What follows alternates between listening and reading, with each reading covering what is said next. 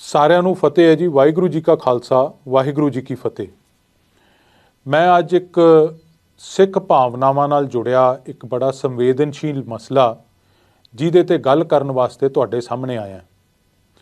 80ਾਂ ਤੇ 90ਾਂ ਦੇ ਦਹਾਕੇ ਦਾ ਕਿਹਨੂੰ ਯਾਦ ਨਹੀਂ ਹੈ ਜਾਂ ਕੌਣ ਉਸ ਵਕਤ ਨੂੰ, ਉਸ ਕਾਲੇ ਦੌਰ ਨੂੰ ਭੁੱਲਿਆ।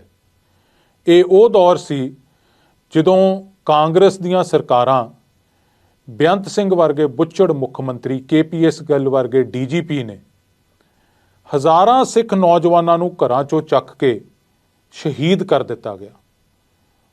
ਇੱਥੋਂ ਤੱਕ ਕਿ ਉਹਨਾਂ ਨੌਜਵਾਨਾਂ ਦੀਆਂ ਬੋਡੀਜ਼ ਵੀ ਉਹਨਾਂ ਦੇ ਪਰਿਵਾਰਾਂ ਨੂੰ ਨਹੀਂ ਮਿਲੀਆਂ। ਉਸੇ ਸਮੇਂ ਦੌਰਾਨ ਸਿੱਖ ਕੌਮ ਦੀ ਸਤਿਕਾਰਤ ਸ਼ਖਸੀਅਤ ਭਾਈ ਗੁਰਦੇਵ ਸਿੰਘ ਕੌਂਕੇ ਨੂੰ ਵੀ 25/12/1992 ਨੂੰ, ਜਦੋਂ ਬੇਅੰਤ ਸਿੰਘ ਦੀ ਕਾਂਗਰਸ ਦੀ ਸਰਕਾਰ ਸੀ, ਘਰੋਂ ਪੁਲਿਸ ਚੱਕ ਕੇ ਲੈ ਜਾਂਦੀ ਹੈ ਤੇ ਭਾਈ ਕੌਂਕੇ ਉਸ ਤੋਂ ਬਾਅਦ ਆਪਦੇ ਘਰ ਵਾਪਸ ਨਹੀਂ ਆਏ। ਬੜਾ ਸਿੱਖ ਕੌਮ ਦੇ ਵਿੱਚ ਰੋਸ ਜਾਗਿਆ, ਸਿੱਖ ਭਾਵਨਾਵਾਂ ਭਟਕੀਆਂ ਤੇ ਸ਼੍ਰੋਮਣੀ ਅਕਾਲੀ ਦਲ ਦੀ ਸਮੁੱਚੀ ਲੀਡਰਸ਼ਿਪ, ਜਿਹਦੇ 'ਚ ਬਾਦਲ ਸਾਹਿਬ, ਤਲਵੰਡੀ ਸਾਹਿਬ, ਤੌੜਾ ਸਾਹਿਬ ਤੇ ਸਮੁੱਚੀ ਸ਼੍ਰੋਮਣੀ ਅਕਾਲੀ ਦਲ ਦੀ ਲੀਡਰਸ਼ਿਪ ਪਿੰਡ ਕੌਂਕੇ ਪਹੁੰਚਦੀ ਹੈ ਭਾਈ ਕੌਂਕੇ ਦੇ ਪਰਿਵਾਰ ਨੂੰ ਮਿਲਣ ਵਾਸਤੇ। ਉਹਨਾਂ ਨੂੰ ਪੁਲਿਸ ਉੱਥੇ ਰੋਕਦੀ ਹੈ ਪਿੰਡ ਦੇ ਬਾਹਰ।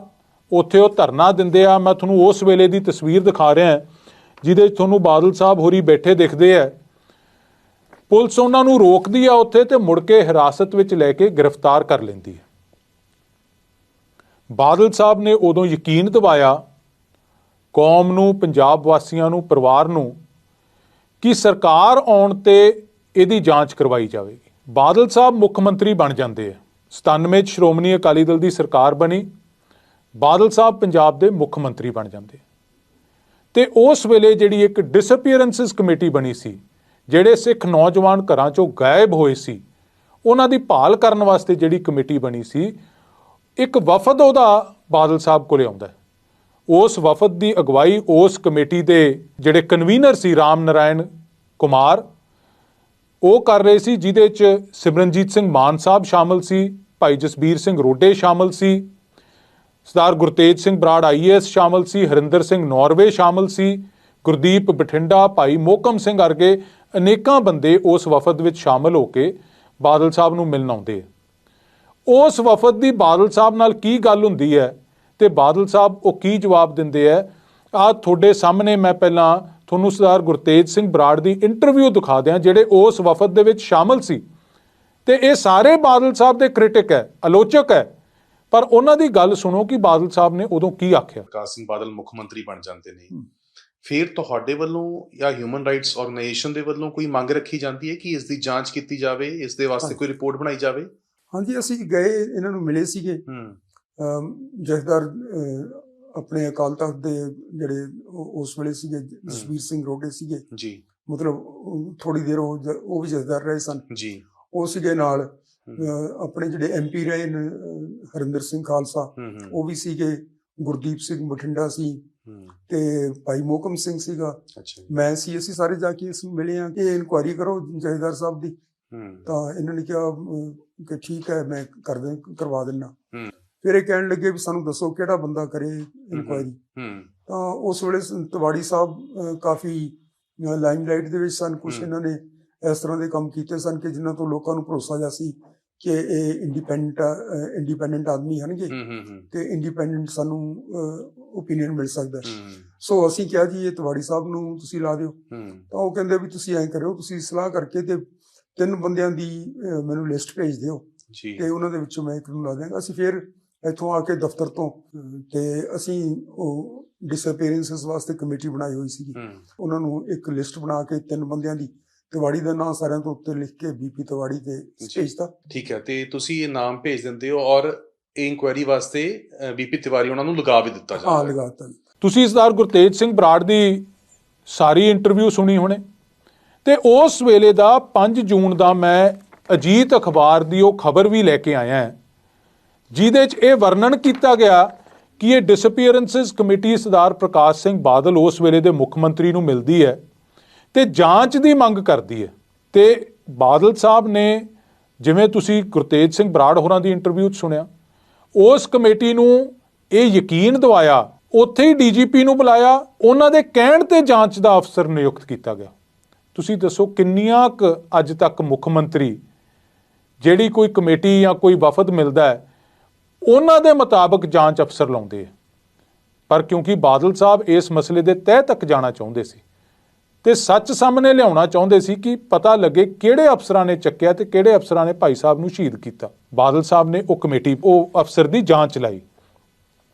ਜਿਹੜੇ ਗਵਾਹ ਸੀ ਉਸ ਕੇਸ ਦੇ ਵਿੱਚ, ਆਹ ਦੇਖੋ ਇਹਦੇ 'ਚ ਲਿਖਿਆ, ਇਸ ਖਬਰ ਮੈਂ ਤੁਹਾਨੂੰ ਪੜ੍ਹ ਦਿਆਂ। ਮੁੱਖ ਮੰਤਰੀ ਨੇ ਦਰਸ਼ਨ ਸਿੰਘ ਨਾਮੀ ਉਸ ਪੁਲਿਸ ਕਰਮਚਾਰੀ ਨੂੰ ਸੁਰੱਖਿਆ ਪ੍ਰਦਾਨ ਕਰਨ ਦੇ ਵੀ ਆਦੇਸ਼ ਦਿੱਤੇ ਜਿਸ ਨੇ ਭਾਈ ਕੌਂਕੇ ਕਤਲ ਕੇਸ ਦਾ ਪਰਦਾਫਾਸ਼ ਕੀਤਾ ਸੀ।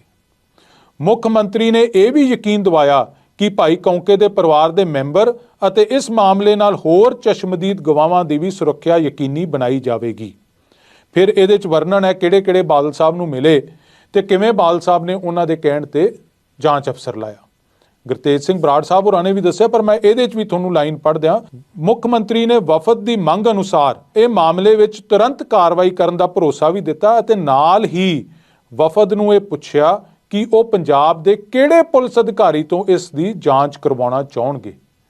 ਫਿਰ ਉਹਨਾਂ ਨੇ ਆਪਦੇ ਲਿਖਤੀ ਆਪਦੇ ਪੈਡ ਤੇ ਦਿੱਤਾ ਬੀਪੀ ਤਿਵਾੜੀ ਦਾ ਨਾਂ ਤੇ ਬੀਪੀ ਤਿਵਾੜੀ ਦੀ ਜਾਂਚ ਲਾਈ ਗਈ। 7 ਜੂਨ 1998 ਨੂੰ ਇਹ ਜਾਂਚ ਲੱਗ ਜਾਂਦੀ ਹੈ। 5 ਜੂਨ ਨੂੰ ਇਹ ਵਫਦ ਮਿਲਦਾ। 7 ਜੂਨ ਨੂੰ ਬਾਦਲ ਸਾਹਿਬ ਇਹ ਇਨਕੁਆਇਰੀ ਲਾ ਦਿੰਦੇ ਆ ਤੇ 27 ਜੁਲਾਈ ਅਗਲੇ ਸਾਲ 1999 ਦੇ ਵਿੱਚ ਬੀਪੀ ਤਿਵਾੜੀ ਦੀ ਰਿਪੋਰਟ ਆ ਜਾਂਦੀ ਹੈ।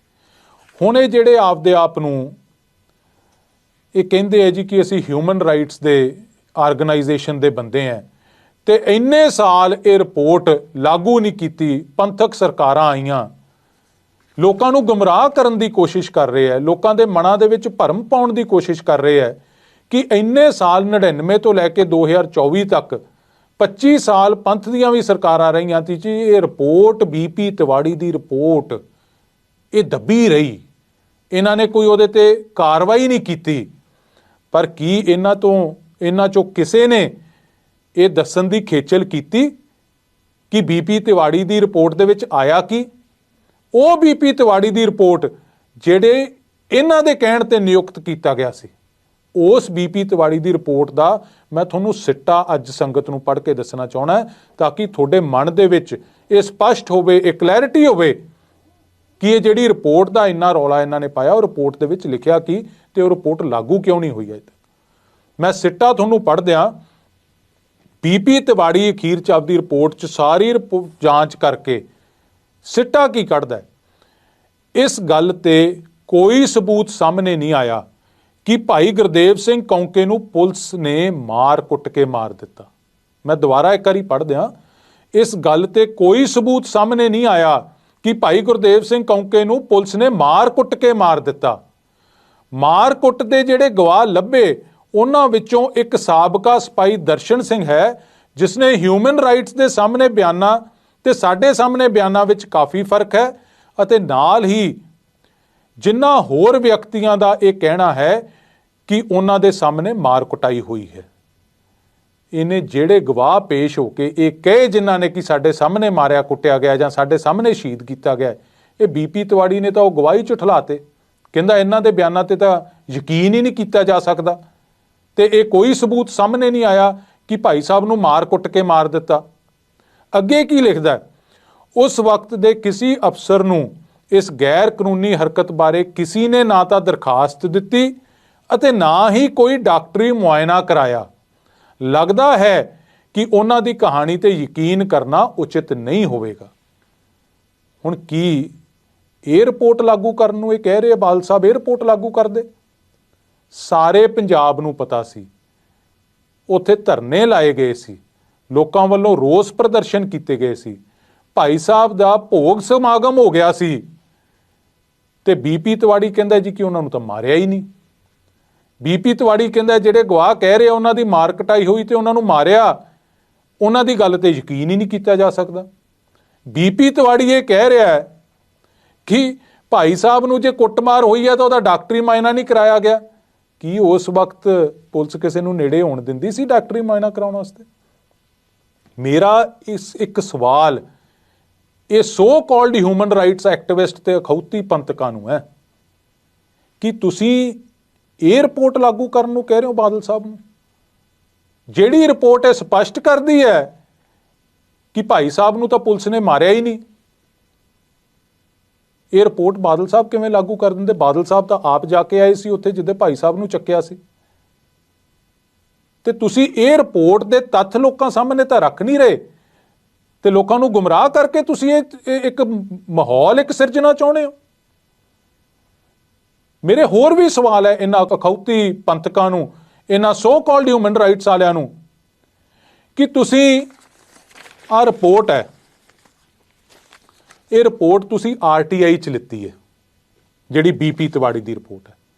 ਤੁਸੀਂ ਆਰਟੀਆਈ ਦੀ ਐਪਲੀਕੇਸ਼ਨ ਦਿੱਤੀ 12/8/2010 ਨੂੰ ਤੇ ਤੁਹਾਨੂੰ 12/10/2010 ਨੂੰ ਇਹ ਰਿਪੋਰਟ ਦੀ ਕਾਪੀ ਮਿਲ ਗਈ ਬੀਪੀ ਤਿਵਾੜੀ ਦੀ। ਆਹ ਤਰੀਕਾਂ ਲਿਖੀਆਂ ਇੱਥੇ। ਪਹਿਲੀ ਗੱਲ ਤਾਂ ਉਸ ਵੇਲੇ ਬਾਦਲ ਸਾਹਿਬ ਦੀ ਸਰਕਾਰ ਸੀ 2010 'ਚ। ਜੇ ਕੋਈ ਗੱਲ ਲੁਕਾਉਣੀ ਹੁੰਦੀ ਤੇ ਤੁਹਾਨੂੰ ਰਿਪੋਰਟ ਦੀ ਕਾਪੀ ਕਿਉਂ ਮਿਲਦੀ? 17 ਤੱਕ ਬਾਦਲ ਸਾਹਿਬ ਦੀ ਸਰਕਾਰ ਰਹੀ ਹੈ। ਆਰਟੀਆਈ 'ਚ ਸਭ ਜਾਣਦੇ ਆ ਕਿ ਸਰਕਾਰਾਂ ਨੇ ਜੇ ਇਨਫੋਰਮੇਸ਼ਨ ਨਾ ਦੇਣੀ ਹੋਵੇ, ਆਰਟੀਆਈ ਦੀ ਐਪਲੀਕੇਸ਼ਨ ਨੂੰ ਡਿਨਾਈ ਕਰਨ ਦੇ ਬਥੇਰੇ ਢੰਗ ਹੁੰਦੇ ਆ। ਅੱਜ ਛੋਟੇ-ਛੋਟੇ ਮਸਲਿਆਂ ਤੇ, ਇਹ ਤਾਂ ਬੜਾ ਇੱਕ ਸੰਗੀਨ ਸੰਵੇਦਨਸ਼ੀਲ ਮਸਲਾ ਹੈ, ਛੋਟੇ-ਛੋਟੇ ਮਸਲਿਆਂ ਤੇ ਆਰਟੀਆਈ ਡਿਨਾਈ ਹੋ ਜਾਂਦੀ ਹੈ। ਪੁੱਛ ਕੇ ਵੇਖ ਲਓ, ਗਨਮੈਨਾਂ ਦੀ ਆਰਟੀਆਈ ਪਾ ਲਓ ਇਸ ਸਰਕਾਰ ਨੂੰ, ਤੁਹਾਨੂੰ ਨਹੀਂ ਦੇਣਗੇ, ਕਹਿਣਗੇ ਜੀ ਇਹ ਸੁਰੱਖਿਆ ਦਾ ਮਸਲਾ ਹੈ। ਹੈਲੀਕਾਪਟਰ ਦਾ ਖਰਚਾ ਪੁੱਛ ਲਓ, ਉਹ ਨਹੀਂ ਦੇਣਗੇ। ਜਦੋਂ ਇਹੋ ਜਿਹੇ ਛੋਟੇ-ਛੋਟੇ ਮਸਲਿਆਂ ਤੇ ਇਨਫੋਰਮੇਸ਼ਨ ਡਿਨਾਈ ਕੀਤੀ ਜਾ ਸਕਦੀ ਹੈ, ਜੇ ਕੁਝ ਲੁਕਾਉਣਾ ਹੁੰਦਾ ਤੇ ਫਿਰ ਤੁਹਾਨੂੰ ਇਸ ਬਾਦਲ ਸਾਹਿਬ ਦੀ ਸ਼੍ਰੋਮਣੀ ਅਕਾਲੀ ਦਲ ਦੀ ਸਰਕਾਰ 'ਚ ਤੁਹਾਨੂੰ ਇਹ ਰਿਪੋਰਟ ਹੀ ਨਾ ਮਿਲਦੀ। ਦੂਜਾ ਸਵਾਲ ਮੇਰਾ, 2010 ਦੀ ਇਹ ਰਿਪੋਰਟ ਤੁਹਾਡੇ ਕੋਲੇ ਹੈ, ਅੱਜ 2024 'ਚ ਅਸੀਂ ਆ ਗਏ ਹਾਂ। 14 ਸਾਲ ਤੁਸੀਂ ਪੰਥ ਨੂੰ, ਤੁਸੀਂ ਕੌਮ ਨੂੰ, ਪੰਜਾਬ ਨੂੰ ਦੱਸੋ ਕਿ 14 ਸਾਲ ਇਹ ਰਿਪੋਰਟ ਤੁਸੀਂ ਕਿੱਥੇ ਰੱਖੀ? ਕਿਉਂ ਨਹੀਂ ਬੋਲੇ ਤੁਸੀਂ ਉਦੋਂ? 7 ਸਾਲ ਬਾਦਲ ਸਾਹਿਬ ਮੁੱਖ ਮੰਤਰੀ ਰਹੇ, ਉਦੋਂ ਸਵਾਲ ਕਿਉਂ ਨਹੀਂ ਖੜੇ ਕੀਤੇ? 7 ਸਾਲ ਅੱਜ ਵਿਰੋਧੀ ਸਰਕਾਰਾਂ ਨੂੰ ਹੋ ਗਏ। 14 ਸਾਲ ਤੁਸੀਂ ਇਹ ਰਿਪੋਰਟ ਚੁੱਪ ਕਰਕੇ ਬੈਠੇ ਰਹੇ। ਜਵਾਬ ਦੇ ਤਾਂ ਤੁਸੀਂ ਹੋ ਕੌਮ ਨੂੰ ਵੀ ਇਹ ਰਿਪੋਰਟ ਤੁਸੀਂ ਕਿਉਂ 14 ਸਾਲ ਆ? ਜਿਹੜੇ ਹਿਊਮਨ ਰਾਈਟਸ ਵਾਲੇ ਅੱਜ ਗੱਲ ਕਰਦੇ ਆ, ਮੈਂ ਇਹਨਾਂ ਨੂੰ ਪੁੱਛਦਾ, ਇਹ ਤੁਹਾਡੀ ਰਿਪੋਰਟ ਹੀ ਹੈ ਤੇ ਤੁਹਾਡੀ ਰਿਪੋਰਟ ਤੇ ਹੀ ਜਵਾਬ ਹੈ ਕਿ ਤੁਸੀਂ 2010 ਦੀ ਇਹ ਰਿਪੋਰਟ ਰੱਖੀ ਬੈਠੇ ਹੋ। 14 ਸਾਲ ਇਹ ਰਿਪੋਰਟ ਤੁਸੀਂ ਕਿੱਥੇ ਰੱਖੀ? ਕਿਉਂ ਨਹੀਂ ਜ਼ਿਕਰ ਕੀਤਾ ਇਹਦਾ? ਇਹਦੇ ਕਈ ਸਿਆਸੀ ਕਾਰਨ ਹੈ ਜੋ ਅੱਜ ਲੋਕ ਗੱਲ ਕਰ ਰਹੇ। ਇਹ ਸਾਰੀਆਂ ਸਾਜ਼ਿਸ਼ਾਂ ਸ਼੍ਰੋਮਣੀ ਅਕਾਲੀ ਦਲ ਨੂੰ ਤੇ ਪੰਥ ਨੂੰ ਕਮਜ਼ੋਰ ਕਰਨ ਵਾਸਤੇ ਕੀਤੀਆਂ ਜਾ ਰਹੀਆਂ। ਮੈਂ ਪੰਜਾਬ ਦੇ ਲੋਕਾਂ ਨੂੰ ਇਹ ਜ਼ਰੂਰ ਕਹਿਣਾ ਚਾਹੂੰਗਾ ਕਿ ਬਹਿ ਕੇ ਸੋਚਿਓ ਜ਼ਰੂਰ। ਪਹਿਲਾਂ 2014 ਤੋਂ ਲੈ ਕੇ ਹੁਣ ਤੱਕ ਬੇਅਦਬੀ ਦੇ ਮਸਲਿਆਂ ਤੇ ਇੰਨਾ ਕੂੜ ਪ੍ਰਚਾਰ ਇਹਨਾਂ ਲੋਕਾਂ ਵੱਲੋਂ ਹੀ ਕੀਤਾ ਗਿਆ, ਇਹਨਾਂ ਲੋਕਾਂ ਵੱਲੋਂ ਹੀ ਕੀਤਾ ਗਿਆ ਕਿ ਇਹ ਜੀ ਬੇਅਦਬੀ ਇਹ ਬਾਦਲਾਂ ਨੇ ਕਰਾਤੀ, ਇਹ ਅਕਾਲੀ ਦਲ ਨੇ ਕਰਾਤੀ। 9 ਸਾਲ ਦੀ ਜਾਂਚ ਹੋਈ, ਅਨੇਕਾਂ ਸਿੱਟਾਂ ਬਣੀਆਂ, ਵਿਰੋਧੀ ਸਰਕਾਰਾਂ ਨੇ ਹੀ ਸਾਰੀਆਂ ਸਿੱਟਾਂ ਬਣਾਈਆਂ। ਉਹ ਸਿੱਟਾਂ ਨੇ ਸਾਰੀਆਂ ਆਪਦੇ ਚਲਾਨ ਕੋਰਟ ਦੇ ਵਿੱਚ ਪੇਸ਼ ਕਰਤੇ ਤੇ ਅੱਜ ਉਹ ਕੋਰਟ ਦੇ ਵਿੱਚ ਟਰਾਇਲ ਵੀ ਚੱਲ ਪਿਆ ਬੇਅਦਬੀ ਦੇ ਕੇਸਾਂ। ਇੱਕ ਥਾਂ ਤੇ ਕਿਸੇ ਰਿਪੋਰਟ ਦੇ ਵਿੱਚ ਦਿਖਾ ਦੇਣ ਅਕਾਲੀ ਦਲ ਦੇ ਕਿਸੇ ਵਰਕਰ ਦਾ ਜਾਂ ਕਿਸੇ ਲੀਡਰ ਦਾ ਨਾਂ ਆਇਆ ਹੋਵੇ? ਨਹੀਂ ਆਇਆ। ਲੋਕਾਂ ਦੇ ਮਨਾਂ ਦੇ ਵਿੱਚ ਕਲੈਰਿਟੀ ਆਉਣ ਲੱਗ ਗਈ ਕਿ ਕੇਵਲ ਤੇ ਕੇਵਲ 9 ਸਾਲ ਇਹਦੇ ਤੇ ਸਿਆਸਤ ਹੋਈ ਹੈ। ਲੋਕ ਸਮਝ ਗਏ ਇਸ ਗੱਲ ਨੂੰ। ਫਿਰ ਅਕਾਲੀ ਦਲ ਦਾ ਸਥਾਪਨਾ ਦਿਵਸ ਆਉਂਦਾ, ਜਿੱਥੇ ਸ਼੍ਰੋਮਣੀ ਅਕਾਲੀ ਦਲ ਦੇ ਪ੍ਰਧਾਨ ਸਾਹਿਬ ਸੰਗਤਾਂ ਤੋਂ ਇਸ ਗੱਲ ਦੀ ਮਾਫੀ ਅਕਾਲ ਤਖਤ ਸਾਹਿਬ ਤੇ ਮੰਗਦੇ ਹੈ ਕਿ ਸਾਨੂੰ ਇਸ ਗੱਲ ਦਾ ਦੁੱਖ ਹੈ, ਸਾਨੂੰ ਇਸ ਗੱਲ ਦੀ ਮਾਫੀ ਮੰਗਦੇ ਹੈ ਕਿ ਇਹ ਜਿਹੜੀਆਂ ਬੇਅਦਬੀ ਦੀਆਂ ਘਟਨਾਵਾਂ ਅਕਾਲੀ ਦਲ ਦੀ ਪੰਥਕ ਸਰਕਾਰ ਦੌਰਾਨ ਹੋਈਆਂ ਤੇ ਅਸੀਂ ਅਸਲੀ ਮੁਲਜ਼ਮਾਂ ਨੂੰ ਫੜ ਨਹੀਂ ਸਕੇ। ਚਾਹੇ ਉਹਦੇ ਕਾਰਨ ਵੀ ਇਹੀ ਅਖੌਤੀ ਪੰਥਕ ਸੀ ਜਿਨ੍ਹਾਂ ਨੇ ਉਸ ਵੇਲੇ ਪ੍ਰੈਸ਼ਰ ਪਾ ਕੇ ਪੰਜਾਬ ਪੁਲਿਸ ਤੋਂ ਜਾਂਚ, ਅਕਾਲੀ ਦਲ ਦੀ ਸਰਕਾਰ ਤੋਂ ਜਾਂਚ ਲੈ ਕੇ ਇਹ CBI ਨੂੰ ਦਵਾਈ। ਉਦੋਂ ਜਦੋਂ ਇਹ ਸਾਰਾ ਘਟਨਾਕ੍ਰਮ ਹੁੰਦਾ ਹੈ ਤੇ ਸੰਗਤਾਂ ਦੇ ਵਿੱਚ ਅਕਾਲੀ ਦਲ ਪ੍ਰਤੀ ਫਿਰ ਉਹ ਸਮਰਥਨ, ਉਹ ਭਾਵਨਾ ਜਾਗਣ ਲੱਗਦੀ ਹੈ। ਸ਼੍ਰੋਮਣੀ ਅਕਾਲੀ ਦਲ ਦੇ ਜਿੰਨੇ ਕੋਈ ਵੱਖ ਹੋਏ ਸੀ ਉਹਨਾਂ ਦੇ ਇਕੱਠੇ ਹੋਣ ਦੀ ਗੱਲ ਹੋ ਰਹੀ, ਅਕਾਲੀ ਦਲ ਫਿਰ ਸ਼ਕਤੀਸ਼ਾਲੀ ਹੋ ਕੇ ਉੱਭਰਨ ਵੱਲ ਨੂੰ ਗੱਲ ਹੋ ਰਹੀ ਹੈ। ਉਦੋਂ ਇਹ ਰਿਪੋਰਟ ਕੱਢ ਕੇ ਰੱਖ ਦਿੱਤੀ ਜਾਂਦੀ।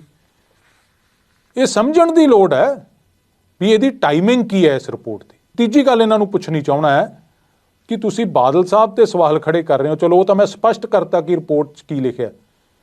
ਕੀ ਤੁਸੀਂ ਇੱਕ ਵਾਰੀ ਵੀ ਬੇਅੰਤ ਸਿੰਘ ਦਾ ਜ਼ਿਕਰ ਕੀਤਾ? ਤੁਸੀਂ ਇੱਕ ਵਾਰੀ ਵੀ KPS ਗਿੱਲ ਦਾ ਜ਼ਿਕਰ ਕੀਤਾ ਜਿਹੜਾ ਕਾਂਗਰਸ ਦੀ ਸਰਕਾਰ ਨੇ DGP ਲਾ ਰੱਖਿਆ ਸੀ? ਤੁਸੀਂ ਜ਼ਿਕਰ ਕੀਤਾ ਕਿ ਕਿਵੇਂ ਉਹਨਾਂ ਨੇ ਚੱਕ ਕੇ ਘਰੋਂ ਮੁੰਡੇ ਮਾਰੇ? ਭਾਈ ਕੌਂਕੇ ਨੂੰ 25/12/1992 ਨੂੰ ਪੁਲਿਸ ਚੱਕ ਕੇ ਲੈ ਜਾਂਦੀ ਹੈ ਘਰੋਂ। ਕੌਣ ਉਦੋਂ ਮੁੱਖ ਮੰਤਰੀ ਸੀ? ਬੇਅੰਤਾ ਬੁੱਚੜ ਜੀ ਨੂੰ ਕਹਿੰਦੇ ਆ ਪੰਜਾਬ 'ਚ। ਉਹਦੇ ਤੇ ਸਵਾਲ ਨਹੀਂ ਖੜਾ ਕੀਤਾ ਇੱਕ ਵੀ ਹਾਂ ਉਹ ਚੱਕ ਕੇ ਲੈ ਗਏ ਤੇ ਉਹਨਾਂ ਨੇ ਮਾਰਿਆ। ਲੋਕਾਂ ਨੂੰ ਗੁੰਮਰਾਹ ਕਰਨ ਨੂੰ ਜੀ BP ਤਿਵਾੜੀ ਦੀ ਰਿਪੋਰਟ ਨਹੀਂ ਇਹ ਲਾਗੂ ਕਰ ਰਹੇ। ਇਹਨਾਂ ਗੱਲਾਂ ਦੇ ਜਵਾਬ ਅੱਜ ਤੁਹਾਨੂੰ ਪੰਥ ਨੂੰ ਤੇ ਪੰਜਾਬ ਦੇ ਲੋਕਾਂ ਨੂੰ ਦੇਣੇ ਪੈਣਗੇ। ਸੋ ਇਹ ਮੈਂ ਸਾਰੀ ਸਥਿਤੀ ਤੁਹਾਡੇ ਸਾਹਮਣੇ ਰੱਖਣੀ ਚਾਹੁੰਦਾ ਸੀ ਕਿ ਇਹ ਕਿਸ ਏਜੰਡੇ ਤਹਿਤ ਕੀਤੀ ਜਾ ਰਹੀ ਹੈ। ਅੱਜ ਦਿੱਲੀ ਕਮੇਟੀ ਦੇ ਪ੍ਰਧਾਨ ਹਰਮੀਤ ਸਿੰਘ ਕਾਲਕਾ ਕਹਿੰਦੇ ਭਾਈ ਕੌਂਕੇ ਦਾ ਅਸੀਂ ਸ਼ਹੀਦੀ ਦਿਵਸ ਤੇ ਅਸੀਂ ਪਾਠ ਕਰਾਉਣਾ। ਬਹੁਤ ਚੰਗੀ ਗੱਲ ਹੈ। ਇੰਨੇ ਸਾਲ ਨਹੀਂ ਕਰਾਇਆ, ਦੇਰ ਆਏ ਦਰੁਸਤ ਹੈ, ਬੜੀ ਚੰਗੀ ਗੱਲ ਹੈ, ਮੈਂ ਤੁਹਾਡਾ ਧੰਨਵਾਦ ਕਰਦਾ। ਪਰ ਮੈਂ ਕਾਲਕਾ ਜੀ ਨੂੰ ਇਹ ਪੁੱਛਣਾ ਜ਼ਰੂਰ ਚਾਹੂੰਗਾ ਕਿ ਬੰਦੀ ਸਿੰਘ ਜਿਹੜੇ 30-30 ਸਾਲਾਂ ਦੇ ਜੇਲ੍ਹਾਂ ਦੇ ਵਿੱਚ ਬੈਠੇ ਹੈ, ਜਦੋਂ ਉਹਨਾਂ ਨੂੰ ਛੁਡਾਉਣ ਦੀ ਸ਼੍ਰੀ ਅਕਾਲ ਤਖਤ ਸਾਹਿਬ ਵੱਲੋਂ ਜਿਹੜੀ ਕਮੇਟੀ ਬਣੀ ਉਹ ਕੋਈ ਮੋਰਚਾ ਕੋਈ ਸੰਘਰਸ਼ ਆਰੰਭਦੀ ਹੈ, ਉਹਨੂੰ ਤਾਂ ਤੁਸੀਂ ਟੋਰਪੀਡੋ ਕਰ ਦਿੰਦੇ ਹੋ। ਤੇ ਤੁਸੀਂ ਹੁਣ ਇਹ ਮਸਲੇ ਨੂੰ ਇਸੇ ਏਜੰਡੇ ਤਹਿਤ ਕਿ ਅਕਾਲੀ ਦਲ ਨੂੰ ਕਮਜ਼ੋਰ ਕੀਤਾ ਜਾਵੇ ਇਹਨੂੰ ਮਾਰਨ ਦੀ ਕੋਸ਼ਿਸ਼ ਕਰ ਰਹੇ ਹੋ। ਸਭ ਨੂੰ ਪਤਾ ਹੈ, ਸਾਰੇ ਪੰਜਾਬ ਨੂੰ ਪਤਾ ਹੈ ਕਿ ਦਿੱਲੀ ਦੀ ਕਮੇਟੀ ਅੱਜ ਕਿਹਦੇ ਕਬਜ਼ੇ 'ਚ ਹੈ ਤੇ ਕਿਹਦੇ ਇਸ਼ਾਰਿਆਂ ਤੇ ਚੱਲ ਰਹੀ ਹੈ। ਸੋ ਆਪਾਂ ਨੂੰ ਵੀ ਸਿੱਖ ਸੰਗਤ ਨੂੰ ਇਹ ਜਾਣਨ ਦੀ ਲੋੜ ਹੈ ਕਿ ਇਹ ਸਾਰੀਆਂ ਕਾਰਵਾਈਆਂ ਦੇ ਪਿੱਛੇ, ਇਹ ਸਾਰੇ ਜੋ ਹਾਲਾਤ ਬਣਾਏ ਜਾ ਰਹੇ ਹੈ, ਇਹਦੇ ਪਿੱਛੇ ਕੌਣ ਹੈ? ਇਹਦੇ ਪਿੱਛੇ ਉਹ ਸ਼ਕਤੀਆਂ, ਉਹ ਪਾਰਟੀਆਂ ਜਿਹੜੀਆਂ ਚਾਹੁੰਦੀਆਂ ਕਿ ਸਿੱਖ ਕੌਮ ਦੀ ਨੁਮਾਇੰਦਾ ਜਥੇਬੰਦੀ ਸ਼੍ਰੋਮਣੀ ਅਕਾਲੀ ਦਲ ਨੂੰ ਕਮਜ਼ੋਰ ਕੀਤਾ ਜਾਵੇ। ਇਹਨਾਂ ਸ਼ਕਤੀਆਂ ਤੋਂ, ਇਹਨਾਂ ਪਾਰਟੀਆਂ ਤੋਂ ਸੁਚੇਤ ਰਹਿਣ ਦੀ ਲੋੜ ਹੈ। ਅੱਖਾਂ ਖੋਲ ਕੇ, ਜਿਵੇਂ ਆਪਾਂ ਨੂੰ ਗੁਰੂ ਸਾਹਿਬ ਨੇ ਆਖਿਆ ਸੀ, ਸਿੱਖ ਕੌਮ ਨੂੰ ਆਖਿਆ ਸੀ ਕਿ ਸ਼ੇਰ ਬਿਰਤੀ ਧਾਰਨ ਕਰੋ, ਕੁੱਤਾ ਬਿਰਤੀ ਨਾ ਧਾਰਨ ਕਰੋ। ਉਹ ਫਰਕ ਕੀ ਹੈ ਦੋਵਾਂ ਦੇ ਵਿੱਚ? ਕੋਈ ਵੀ ਬੰਦਾ ਜਦੋਂ ਡਾਂਗ ਲੈ ਕੇ ਕੁੱਤੇ ਨੂੰ ਮਾਰਦਾ ਨਾ, ਕੁੱਤਾ ਡਾਂਗ ਨੂੰ ਪੈਂਦਾ ਹੈ। ਉਹ ਡਾਂਗ ਕਿਹਦੇ ਹੱਥ 'ਚ ਹੈ, ਪਿੱਛੇ ਕੌਣ ਸ਼ਕਤੀ ਹੈ, ਉਹਨੂੰ ਨਹੀਂ ਵੇਂਦਾ। ਸ਼ੇਰ ਹੈ ਜਿਹੜਾ, ਤੁਸੀਂ ਸ਼ੇਰ ਤੇ ਹਮਲਾ ਕਰੋਗੇ, ਸ਼ੇਰ ਕਦੇ ਤੁਹਾਡੇ ਹੱਥ 'ਚ ਫੜੇ ਡੰਡੇ ਨੂੰ ਨਹੀਂ ਪਊਗਾ, ਸ਼ੇਰ ਇਨਸਾਨ ਦੇ ਧੌਣ ਨੂੰ ਪੈਂਦਾ। ਸੋ ਆਪਾਂ ਨੂੰ ਇਹ ਸ਼ੇਰ ਬਿਰਤੀ ਧਾਰਨ ਕਰਨ ਦੀ ਲੋੜ ਹੈ ਕਿ ਇਹ ਜਿਹੜੇ ਜਿੰਨੀਆਂ ਇਹ ਡਾਂਗਾਂ ਹੈ ਇਹ ਕਿਹਦੇ ਹੱਥ 'ਚ ਹੈ। ਜਿੰਨੀਆਂ ਡਾਂਗਾਂ ਇਹ ਪੰਥ ਨੂੰ ਕਮਜ਼ੋਰ ਕਰਨ ਤੇ ਲੱਗੀਆਂ, ਇਹਦੇ ਮਗਰ ਸ਼ਕਤੀ ਕਿਹੜੀ ਹੈ, ਇਹ ਪਛਾਣਨ ਦੀ ਲੋੜ ਹੈ। ਜਿਸ ਦਿਨ ਆਪਾਂ ਇਹ ਪਛਾਣ ਲਾਂਗੇ, ਸਿੱਖ ਕੌਮ ਦੀ ਤਾਕਤ ਨੂੰ ਕੋਈ ਵੀ ਨਹੀਂ ਰੋਕ ਸਕਦਾ। ਤੁਹਾਡਾ ਸਾਰਿਆਂ ਦਾ ਬਹੁਤ ਬਹੁਤ ਧੰਨਵਾਦ। ਵਾਹਿਗੁਰੂ ਜੀ ਕਾ ਖਾਲਸਾ, ਵਾਹਿਗੁਰੂ ਜੀ ਕੀ ਫਤਿਹ।